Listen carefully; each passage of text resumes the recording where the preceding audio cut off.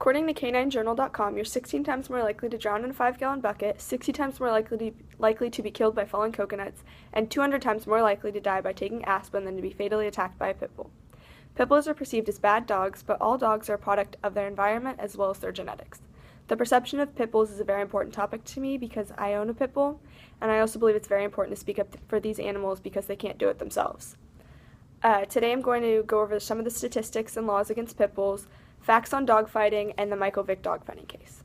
According to dogbite.org, 19 dog breeds contributed to 88 deaths in the 3-year time period of 2006 to 2009. Pit bulls accounted for 59%, followed by Rottweilers with 14%. According to their chart, pit bulls contributed to 3,397 bodily harm incidents, 1,355 child incidents, 1,312 incidents with adults, 295 deaths, and 2,110 maimings. But when you look at the American Pit Bull Foundation, it explains that bite statistics don't include the context in which the bite happened. For example, in 2005, there was a local animal hospital in Charlotte, and a bite report had to be filed when a technician reached into an unconscious pit bull's mouth to find a source of bleeding when the dog seized and broke the skin in her hand, which qualifies as a bite. In the bite reports, you won't see any of this. You'll just see that a bite occurred by a pit bull type dog. Another reason statistics aren't reliable is because many dogs are misidentified as pit bulls just because they have large heads and they look muscular. Another thing leading to discrimination of pit bulls are breed-specific legislation. Breed-specific legislation is the practice of using laws to regulate and restrict dog ownership, based solely on the physical appearance of a dog. It stems from the belief that dogs are born bad, and these dogs are simply identified by certain physical features. Where pit bulls are restricted, authorities seek out dogs with large head, muscular bodies, short fur, and etc. Breed-specific laws against pit bulls are present in about 28 to 30 states, including certain parts of Kansas. The reason there shouldn't be laws implemented is because it's outlawing a dog simply based of a stigma about the dog that looks a certain way. The dog could have never hurt anyone, but they'll still take it from you, and it'll most likely end up being euthanized. Not only are there factors causing a stigmatism towards pit bulls, they're also being mistreated worldwide, giving them an image of a vicious dog.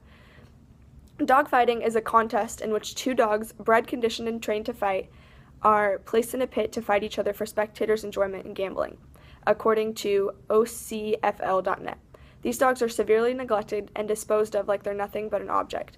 ALDY.org states some of the conditions these dogs live through, like being forced to wear heavy chains and run on treadmills. They are left outside with no shelter, fed steroids to get bigger, fed stimulants to make them aggressive, fed narcotics to make them not feel pain.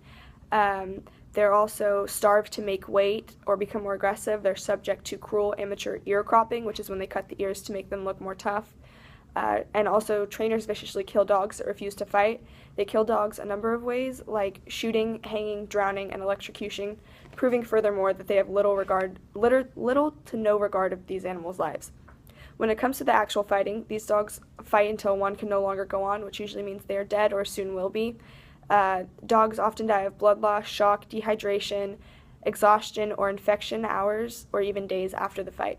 People that come to these events gamble on the dogs, and there's usually a lot of different narcotics being passed around.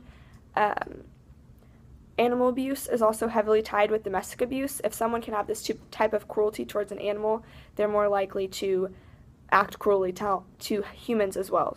Dogfighting is a felony in all 50 states, and it's a federal offense under federal law as well. This being said, felonies are usually classified with misdemeanors, and misdemeanors usually only result in a fine and a jail time of less than a year. Since dogfighting is a business, a small fine and small jail time isn't really much of it's like worth the risk for these criminals. A misdemeanor is too weak of a conviction to be a successful deterrent. Therefore, investigators have to penetrate a close-knit underground community to get proof of the fighting. So ALDF is working to make such crimes easier to prosecute and using more stricter penalties. One dogfighting case in particular I'd like to talk about is the Michael Vick case. After watching a documentary on Netflix called The Champions, I learned the common and uncommon aspects of the Michael Vick dogfighting case. Common things that were, it was very violent, the dogs were methodically tested, and poor performers were executed in ways I mentioned before. Also, illegal gambling was a big part of it, and it was recommended that all of the dogs be executed. The unusual aspects of this case were that the federal government actually brought charges, all the dogs were not euthanized, and the court appointed a special master/guardian to decide the fate of the dogs. And also, it was a very high-profile case. The fact that it was such a high-profile person that was charged with a felony and he was sentenced to 12 to 18 months, the fact that he was so high-profile brought attention to this subject. The special master/guardian decided that all the dogs would go out to facilities and hopefully one day be adopted.